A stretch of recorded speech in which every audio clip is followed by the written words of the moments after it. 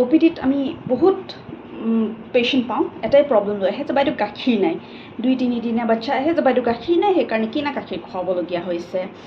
এটা বাচ্চা যেতিয়া জন্ম পায় প্ৰথম 2-3 দিন মাকৰ গাখীৰ অকণমান কম ওলায় সেইটো অকণমান ডাঠ আৰু হালধীয়াৰ নিচিনা হয় সেইটোক আমি কলেষ্ট্ৰম বুলি কওঁ আৰু সেইটোত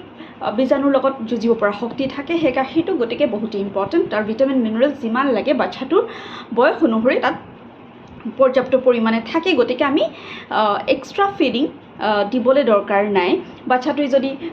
ভালকৈ গাখীৰ খাই 2-3 ঘণ্টা শুইছে 6-7 বাৰ পেচাব কৰিছে 24 ঘণ্টাৰ ভিতৰত কোনো এক্সট্ৰা ছাপ্লিমেণ্টাৰী ফিডিং দৰকাৰ নাই আৰু কেতিয়াবা ডাঙৰ বাচ্চাও আহে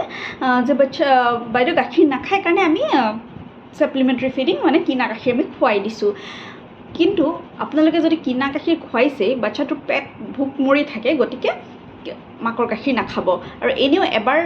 ফৰ্মুলা ফিডিং ষ্টাৰ্ট কৰাৰ পিছত মাকৰ গাখীৰটো কমি যায় গতিকে বাচ্চাটোৱে যদি ভালকৈ শুইছে ভালকৈ পেচাব পায়খানা কৰিছে ওজন যদি বাঢ়ি আছে ৰেগুলাৰ চেকআপত তেতিয়াহ'লে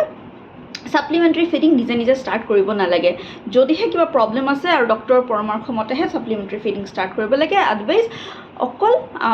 আমি মাকৰ গাখীৰে 6 মাহলৈকে বাচ্চাক অকল মাকৰ গাখীৰে খুৱাব লাগে আৰু বাচ্চাক যিমানখিনি গ্ৰ'থৰ যি প্ৰয়োজন আছে চব মাকৰ গাখীৰত বাচ্চাটোৱে চব পায় থেংক ইউ